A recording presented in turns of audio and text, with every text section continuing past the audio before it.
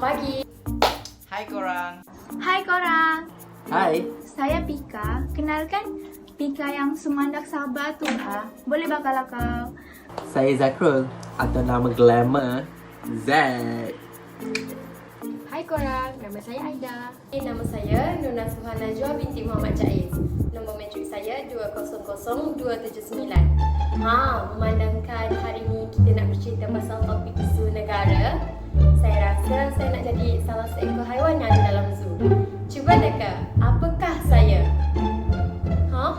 Anak? Bukanlah. Bukan juga. Hari ni saya nak jadi harimau.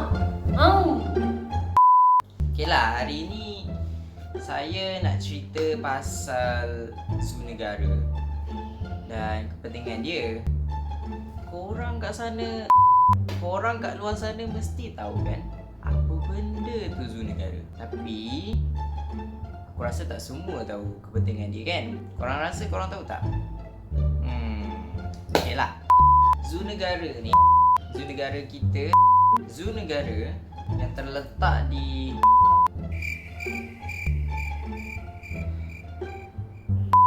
Zoo Negara Malaysia yang terletak di pinggir ibu kota raya Kuala Lumpur merupakan tempat penyimpanan ratusan haiwan seperti mamalia, serangga, burung dan juga hidupan laut. Untuk rekod, Zoo Negara telah berjaya membiak lebih daripada 200 spesies haiwan terancam.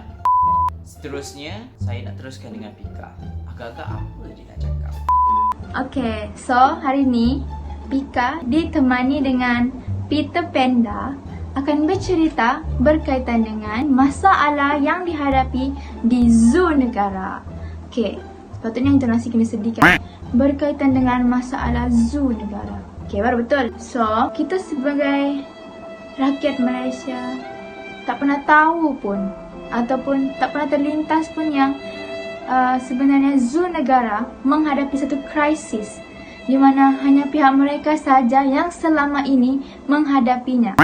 Tapi sejak pelaksanaan ataupun berlakunya COVID, pelaksanaan PKP ini ataupun kawalan pergerakan, zoo negara tidak dapat lagi menampung masalah tersebut. Apakah masalah dan krisis utama yang dihadapi oleh zoo negara? Jeng jeng jeng. Jeng jeng jeng. Okay, baiklah. Sepatutnya kena intonasi sedih lagi. So, masalah yang dihadapi oleh zoo negara pada masa kini, sejak berlakunya PKP ini adalah mereka mengalami masalah, iaitu masalah kewangan, di mana mereka tidak mendapat ataupun tidak mempunyai kewangan yang cukup bagi menampung kehidupan-kehidupan yang comel seperti ini di zoo negara. Disebabkan oleh PKP ini juga, mereka telah membuat perkongsian melalui laman web mereka dan di Facebook. Mereka menyatakan bahawa mereka juga terkesan disebabkan oleh pelaksanaan PKP ini, bukan sahaja syarikat ataupun agensi-agensi lain. Ya, sejak PKP ini, semua syarikat, agensi maupun kita sendiri pun terkesan dari segi ekonomi. Begitu juga hidupan yang di sana. Baiklah, hari ini saya akan bercerita serba sedikit dari segi masalah apakah yang mereka hadapi, iaitu kewangan, dan adakah bantuan-bantuan dapat diperolehi melalui perkongsian-perkongsian mereka di laman media. Baiklah, masalah iaitu kewangan ini bukan sahaja masalah baru bagi mereka. Cuma sejak pelaksanaan PKP ini, masalah itu makin lama makin menggugah kehidupan serta pekerja di sana, disebabkan oleh kekurangan pelawat yang akan diterangkan nanti oleh kawan saya Zakrul. Dan efek ataupun kesan disebabkan oleh masalah kewangan ini boleh menjejaskan kebajikan hidupan comel ini di sana. Dari segi kewangan, keperluan makanan mereka, kebajikan mereka, ekosistem ataupun tempat tinggal mereka, serta kos perubatan. Jadi, masalah utama iaitu kewangan ini dapat menjejaskan masalah-masalah kecil ataupun keperluan utama yang diperlukan oleh kehidupan di sana. Dan tapi Ini yang saya bangga dengan Malaysia. Kerana disebabkan setelah perkongsian mereka di laman sosial itu, mereka mendapat bantuan serta inisiatif daripada kerajaan secara pantasnya kerajaan memberikan kepada mereka, iaitu kerajaan telah menampung kos perbelanjaan mereka iaitu sebanyak 1.3 juta ringgit Malaysia yang disalurkan kepada Zon Negara. Dan bantuan tersebut alhamdulillah dapat jugalah menampung untuk kos perbelanjaan makanan. Ya, kos perbelanjaan makanan untuk haiwan-haiwan di Zon Negara bukannya murah ya. Ia menelan kos yang sangat banyak. Dan juga atas perkongsian mereka juga, saya juga bangga dengan rakyat Malaysia kerana Zon Negara dapat menjimatkan sebanyak RM300,000 Malaysia disebabkan oleh bantuan-bantuan ataupun sumbangan yang tidak putus daripada rakyat Malaysia kita kepada Zon Negara. Saya sangat bangga. Walaupun hanya beberapa saja perkongsian Zon Negara di laman sosial serta di internet, rakyat Malaysia ini laju untuk memberikan sumbangan bantuan kepada Zon Negara. Kita dapat lihat bahawa masyarakat kita sangat prihatin bukan sahaja kepada diri kita iaitu manusia, tetapi mereka juga prihatin serta bertanggungjawab untuk menjaga kebajikan haiwan-haiwan di Zon Negara. Saya sangat bangga. Dan kita sebagai rakyat Malaysia, kita bukan sahaja perlu menunjukkan yang kita simpati, tapi kita juga perlu mencari inisiatif bagaimana cara untuk menggalakkan lagi masyarakat kita ni untuk memberikan sumbangan serta bantuan kepada Zon Negara. Baiklah, antara contoh-contoh inisiatif yang saya akan berikan adalah iaitu kita mendedahkan serta menyampaikan info berkenaan dengan keperluan ataupun kebajikan haiwan-haiwan di Zon Negara. Dengan mendedahkan apakah kebajikan-kebajikan yang perlu dijaga oleh haiwan-haiwan di Zon Negara, ia secara tidak langsung dapat menggalakkan masyarakat kita ni untuk memberikan sumbangan serta support ataupun bantuan kepada Zon Negara dan haiwan-haiwan di sana. Jadi, saya akan mendedahkan serba sedikit apakah dia keperluan kebajikan yang diperlukan oleh haiwan kita ataupun animal welfare. Okay, yang pertama sekali kita perlu menjaga kebajikan haiwan kita dari segi menjaga makan, minum, dan kemudian kita juga perlu menjaga kebersihan tempat tinggal mereka serta bagaimana habitat ataupun ekosistem mereka. Dan yang ketiga iaitu perlu menjaga dari segi kesihatan mereka. Dan untuk pekerja pula, kita perlu juga menjaga kebajikan pekerja sebab tanpa mereka siapalah yang menguruskan Zon Negara, dan tanpa mereka siapalah yang membantu untuk menjaga haiwan-haiwan di Zon Negara. Baiklah, itu sahaja perkongsian daripada saya berkenaan dengan masalah ataupun krisis iaitu kewangan yang dialami oleh Zon Negara. Selepas ini, kita akan teruskan kepada rakan saya iaitu Zakrul berkaitan dengan kekurangan pelancong ataupun pelawat ke Zon Negara. Terima kasih Pika. Hai korang. Jadi, sekarang ni saya nak bagi tahu satu benda. Zon Negara bukan sahaja kurang duit, bukan sahaja kurang income, tapi Zon Negara juga kekurangan pelawat.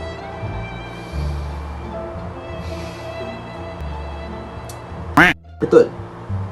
Pelawat. Kita kekurangan pelawat.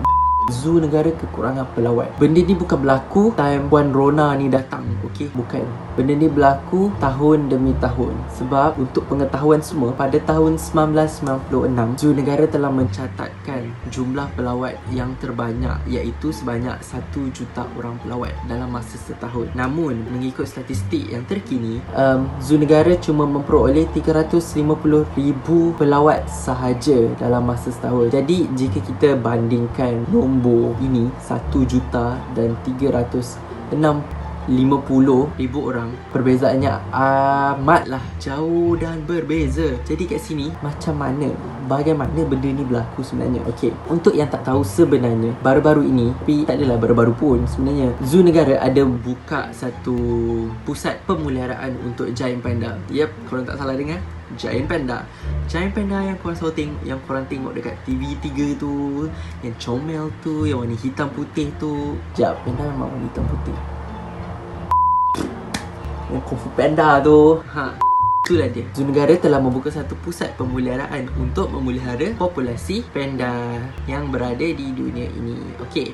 Selain itu juga, kos untuk pemeliharaan harimau juga sebenarnya agak tinggi. Jadi harga okey, untuk pengetahuan, harga untuk bagi makan harimau seekor sahaja telah mencecah RM100. Untuk seekor je tau, seekor. Itu baru harimau biasa. Harimau Bengal pula memerlukan RM200 atau lebih untuk makan sahaja.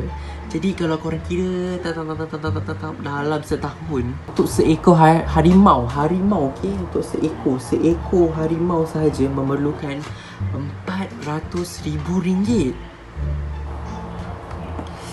Banyak tau. Tu banyak tau. Tengok 400,000. Banyak, okey. Itu banyak sangat. Okey, jadi kekurangan pelawat ni sebenarnya memberikan kesan yang tinggi lah kepada zoo negara. Yelah, sebab duit yang korang semua bayar tu, yang untuk masuk ke dalam zoo negara tu, actually sebenarnya duit tu untuk overall zoo negara, untuk makanan haiwan, untuk gaji staff dan banyak lagi lah. So basically bila kita datang melawat, so basically income zoo negara datang daripada kita sendiri sebagai pelawat yang datang, iaitu dengan membayar duit tiket. Itulah duit income diorang. Okey, lepas tu jadi bila korang tak datang melawat, macam mana zoo nak dapatkan duit? Bila kita semua tak datang melawat, orang-orang tak datang melawat zoo, jadi macam mana zoo nak dapatkan duit kan? Jadi macam mana zoo nak teruskan proses pemeliharaan haiwan-haiwan tu semua? Okey, saya faham antara kita semua, kebanyakan kita semua, termasuklah diri saya, fikir yang mungkin harga tiket untuk zoo negara tu terlalu mahal. Bayangkanlah RM45 sekali masuk. Jalan-jalan tengok haiwan je, macam tu je RM45. Wow, tak apalah, baik beli benda lain, baik beli makanan. Itu adalah mungkin pandangan majority of us lah, majority daripada kita semua. Tapi kalau kita tengok daripada perkara yang sudut yang baik, sebenarnya zoo ni boleh mendedahkan kita kepada haiwan secara real life. Contohnya, kita boleh tengok gajah, kita boleh tengok harimau, kita boleh tengok burung, kumbang, kura-kura gergasi secara real life. And even though kita boleh sentuh diorang, so kita akan dapat satu pengalaman yang hebat sebab kita akan dapat secara direct. Okay? Itu salah satu saya rasa kelebihan lah sekiranya kita datang ke zoo negara.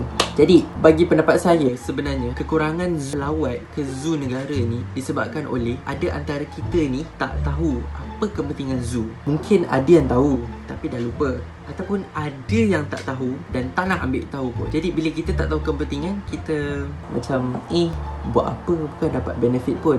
Itu yang kita tak nak. Okey, sebab kita tak tahu kepentingan dia apa. Jom saya sharekan kepada anda semua, kepada korang-korang semua, apa kelebihan ataupun kepentingan zoo ni sendiri. Yang pertama, saya dah mention dah pun. Yang pertama adalah kita dapat memelihara haiwan-haiwan yang terancam. Contohnya seperti tadi, harimau, panda, tapir. Haiwan-haiwan ni yang makin pupus, populasi dia makin berkurangan, kita dapat kawal bilangan penurunan haiwan ini, populasi haiwan ini. Jadi inisiatif yang dilakukan oleh zoo untuk buat satu pusat pemeliharaan ini adalah amat bagus lah, sebab kita akan bantu untuk meningkatkan lagi populasi mereka dan mengurangkan kepupusan haiwan spesies tersebut. Okey, itu baru satu. Selain itu, yang kedua, kepentingan dia adalah untuk menimba ilmu pengetahuan. Okey, ini mungkin nampak klise sebab macam menimba ilmu pengetahuan. Dah, obviously lah. Okey, korang memang nampak ni macam baiklah. Kepentingan yang kedua adalah dengan melawat ke zoo, kita juga dapat menambahkan ilmu pengetahuan. Lepas tu mesti ada antara korang akan fikir macam, buat apa nak pergi zoo? Buat apa nak penat jalan tengok apa semua tu? Baik korang Google, baik kita Google, tekan tulis nama harimau, dah keluar. Percaya mesti ada antara korang cakap macam tu. Ya, betul. Semua maklumat sekarang kat ujung jari. Ya, saya faham benda tu. Tapi adakah setiap kali korang buka Google, buka telefon korang, buka laptop korang terus search harimau Malaya, kumbang ni, kura gergasi? Tak ada kan? Korang tak ada masa pun nak cari. Bukan tak ada masa, korang tak buat pun masa untuk mencari tentang haiwan-haiwan tu. Jadi bila korang datang ke zoo negara ni, melawat ke zoo negara ni, korang dapat belajar secara tak langsung, dapat riliskan stres. Sebab at least dapat berjalan-jalan, dapat tengok haiwan. Sambil-sambil tengok tu, korang dapat belajar macam mana habitat diorang, macam mana bentuk diorang, apa tekstur badan diorang, macam tu lah. Dan selain tu juga, sebenarnya bila korang datang melawat, contohnya lah, korang datang ke kandang gajah, kat situ mesti ada seorang pakcik ni ataupun abang ni, dia akan terangkan segala-galanya tentang gajah tu dari A sampai lah Z. Dari situ korang dapat ilmu pengetahuan yang gajah ni makan apa, macam mana habitat dia, faham tak? Jadi kat situ adalah kepentingan dia, okey? Jadi bila kita tahu kepentingan zoo ni, kita sendiri akan rasa willingly untuk melawat, secara sukarela untuk datang melawat ke zoo, okey? So jadi anak-anak kat luar sana, korang-korang yang tengah tengok ni, daripada korang habiskan duit pergi tengok wayang, pergi tempat-tempat yang tak berfaedah pun, macam baik korang ajak girlfriend korang ke, family korang ke, kawan-kawan korang ke, hang out dekat zoo. At least dapat tengok haiwan, comel-comel pun haiwan dia, macam panda, cute pun, harimau, anak gajah pun comel, anak ziraf, semua jenis anak haiwan comel. Even saya pun comel. Tu je lah. Jadi kat sini masalah zoo negara sekarang ni adalah kurang pelawat. Jadi untuk menyelesaikan masalah-masalah ini, saya serahkan kepada gadis-gadis dalam grup ini. Okay, see you. Okey, kalau korang tengok isu zoo negara sekarang ni, memang macam dah selesai. Sebab apa? Kita ada banyak pihak-pihak, NGO ke, kerajaan ke, even orang ramai pun berganding bahu untuk menyelesaikan isu kewangan zoo negara ni. Contohnya, macam Tika cakap tadi, pada bulan April 2020, kerajaan telah memberi sumbangan kepada zoo negara sebanyak RM1.3 juta. Selain itu, zoo negara juga berjaya raih dalam 8 juta ringgit Malaysia macam tu, hasil daripada bantuan orang ramai. Dan kalau korang nak tahu, Timbalan Presiden Zoo Negara iaitu Rahmat Ahmad Lana turut melaporkan bahawa terdapat beberapa penambahan badan-badan NGO yang berminat untuk menjadi penaja kepada zoo negara. Jadi, kenapa kita perlukan juga solusi untuk isu yang dah selesai ni?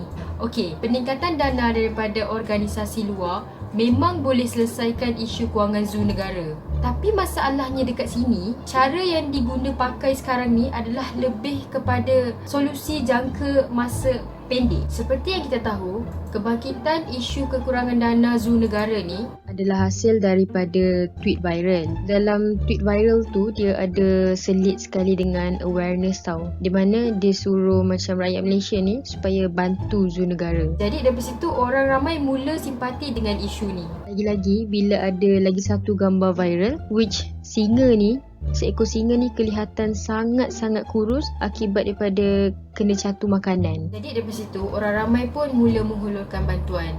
Dan ada juga yang terkesan sehingga apabila pembukaan semula zoo negara, ramai yang pergi melawat zoo negara sebagai tanda sokongan. Namun, seperti apa yang saya sebutkan tadi, solusi ni adalah lebih kepada jangka masa pendek. Memang tak dinafikan masa pembukaan semula zoo negara tu, jumlah pengunjung memang agak tinggi. Tapi, untuk kekalkan prestasi ni adalah agak sukar dan boleh dikatakan mustahil. Sebab apa saya cakap macam tu? Okey, tadi Zaid ada mention pasal 2 ekor panda kan? Okey, korang ingat tak 2 ekor panda yang berasal daripada China yang kita namakan sebagai Liang Liang dan juga Xing Xing?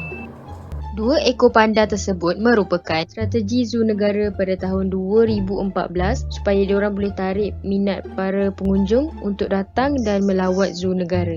Ya, memang pada tahun 2014 tu tak dinafikan jumlah pelawat telah mencanak naik. Tapi itu pada tahun 2014. Pada tahun 2020 macam mana pula?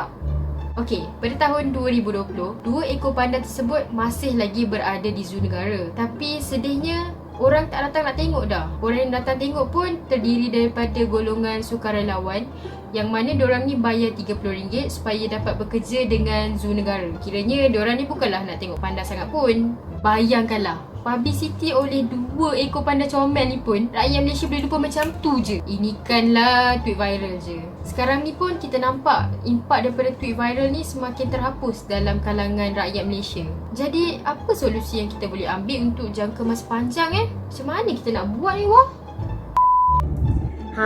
Kalau tadi korang dah dengar solusi ataupun bantuan jangka masa pendek yang boleh dibantu, yang boleh dihulurkan bagi membantu peningkatan kewangan zoo negara. Kali ini, saya akan berkongsi solusi ataupun bantuan jangka masa panjang yang boleh diketengahkan bagi membantu peningkatan kewangan zoo negara. Solusi tersebut adalah pemeliharaan dan pemeliharaan zoo negara. Sebut betul-betul tau. Pemeliharaan dan pemeliharaan zoo negara. Tujuan pemeliharaan dan pemeliharaan zoo negara ini adalah bagi membantu menjaga hak dan kebajikan haiwan liar serta haiwan yang hampir pupus. Seperti yang kita sedia maklum, baru-baru ni zoo negara telah mengalami krisis kewangan yang sangat teruk dan yang sangat kronik. Justru, kehadiran pengunjung ke zoo negara serba sedikit dapat membantu dalam meningkatkan dana kewangan zoo negara. Mesti ramai yang tertanya-tanya, kenapa nak kena datang zoo negara? Penting ke pemeliharaan dan pemeliharaan zoo negara? Tak payahlah datang zoo negara, panaslah. Nanti cepat berpeluh. Lagipun sekarang Google kan ada. Nak tengok haiwan apa? Klik. Banyak haiwan ada. Nak tengok banyak burung? Klik. Macam-macam warna burung ada. Kenapa nak susah-susahkan diri pergi zoo negara? Jangan macam tu. Kehadiran pengunjung bukan sahaja dapat meningkatkan dana serta kewangan zoo negara, malahan yang paling penting dapat memberi kesedaran terhadap diri individu tersebut, terutama sekali dalam kalangan generasi muda iaitu anak-anak kecil. Untuk pengetahuan semua, zoo negara merupakan salah satu tempat pembelajaran komuniti. Di sini, kanak-kanak kecil akan lebih terdedah dengan alam sekitar serta habitat haiwan yang ada di zoo negara tersebut. Macam mana anak-anak kecil ini akan merasai pengalaman serta aktiviti yang telah disediakan di zoo negara tersebut. Antara aktiviti tersebut adalah memberi haiwan makan, dapat menyentuh haiwan, serta yang paling menarik adalah dapat menyaksikan pertunjukan haiwan. Menarik tak menarik? Dengar pun dah seronok kan? Memanglah datang zoo negara ni kena start enjin kereta apa semua. Tapi yang paling penting kan dapat memupuk kesedaran serta memupuk rasa kasih sayang dalam diri anak-anak kecil terhadap habitat haiwan tersebut. Kat sini anak-anak kecil dapat melihat pelbagai jenis haiwan.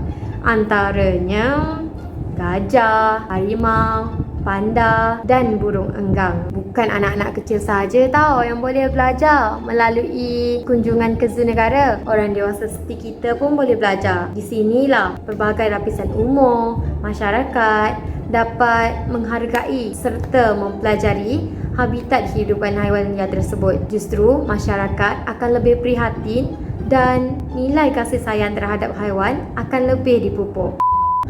Mesti ramai yang tertanya-tanya, bagaimana cara untuk kita menjaga hak dan kebajikan haiwan tersebut daripada terus diseksa dan dieksploitasi? Kalau korang nak tahu, sekarang dah ada Akta Kebajikan Haiwan 2015 yang telah dikuatkuasakan pada Julai 2017. Akta ni merupakan salah satu inisiatif kerajaan yang sangat prihatin terhadap kes kezaliman haiwan. Jadi, pecinta haiwan di luar sana dah boleh tarik nafas lega lah. Sebelum ada yang nak tanya, biar saya jawab dulu. Mesti ramai yang tertanya-tanya dan terenyang-nyang dengan soalan, macam mana haiwan dekat dalam zoo tu dapat dipelihara ataupun dijaga? Sabar, bertenang semua. Saya akan cakap. Haiwan dekat dalam zoo tersebut dapat dipelihara dan dijaga dengan menyediakan tempat perlindungan yang bersesuaian dengan habitat haiwan tersebut. Contoh yang paling senang kita ambil adalah panda. Pihak zoo telah menyediakan tempat perlindungan yang bersesuaian dengan hidupan habitat haiwan tersebut, seperti menyediakan tempat perlindungan yang bersuhu dingin yang sememangnya adalah amat bersesuaian dengan habitat haiwan tersebut. Betul, ramai yang kata dengan melaksanakan langkah seperti ini, ianya telah menelan berjutaan ringgit kos. Tapi sekiranya kita mengabaikan habitat hidupan haiwan tersebut, risiko menghadapi kepupusan adalah sangat tinggi. Contohnya, penerokaan hutan dan penebangan yang berleluasa telah menyebabkan kepupusan orangutan dan harimau belang. Kesannya, generasi muda sekarang tak dapat lagi untuk menikmati dan melihat dengan secara dekat hidupan haiwan tersebut, dan hidupan haiwan tersebut akan terus dilupakan. Oleh itu, masyarakat seharusnya mengambil inisiatif dan peluang ni dengan mengajak ahli keluarga ataupun sahabat handai bagi melawat zoo negara ataupun mengunjungi tempat tersebut. Banyak tau aktiviti menarik yang korang boleh buat. Lagipun kalau fikir balik, kan rugi sekiranya kita tidak diberi peluang untuk melihat ataupun menyentuh haiwan ini secara dekat. Cuba korang bayangkan, nanti bila semua harimau dah tak ada dekat zoo, boleh ke korang dengar lagi harimau mengaum? Haum! Haum! Nanti dah tak dapatlah korang nak dengar pepatah, kau ni garang macam harimau lah. Sebab orang pun dah tak tahu harimau tu garang macam mana dan mengaum macam mana. Renam-renam kan? Dan yang paling penting, jangan lupa pergi zoo. Banyak benda menarik yang korang boleh buat. Dan yang pastinya mesti seronok. Pergi zoo tau semua. Okey, kita dah sampai kepada kesimpulannya. Kesimpulannya, korang buatlah kesimpulan sendiri. Tak adalah, aku gurau je. Kesimpulannya, satu yang saya boleh simpulkan dekat sini, guys, come on, jomlah datang zoo negara. Kita dapat tolong haiwan-haiwan yang ada dekat situ. Plus, yang lagi best, korang boleh adopt tau haiwan-haiwan ni. Bukanlah maksudnya bawa balik haiwan tu, tapi korang faham lah. So, korang dapat haiwan korang, bukan apa. Kan seronok kalau kita tolong alam semula jadi. Yang kedua, aku berharap sangatlah pihak kerajaan dan juga NGO keep supporting zoo negara. Sebab selain pengunjung, siapa lagi nak tolong zoo negara kan? Yang ketiga dan yang terakhir, kita nak ambil iktibar lah. Selain kita, haiwan juga ciptaan Tuhan. Jadi, jadilah masyarakat yang prihatin, bukan sahaja kepada manusia tetapi kepada alam flora dan fauna. Kalau kita tak jaga mereka di sekarang, siapa nak jaga kan? Okay, itu je lah. Cukup tu saja dari kami buat masa sekarang ni. Aku harap korang enjoy tengok video ni dan paling penting korang dapat learn something. Bye. Terima kasih. Bye. Okay, see you. Jumpa anda nanti. Oh korang, sekejap. Jangan lupa like, subscribe dan komen.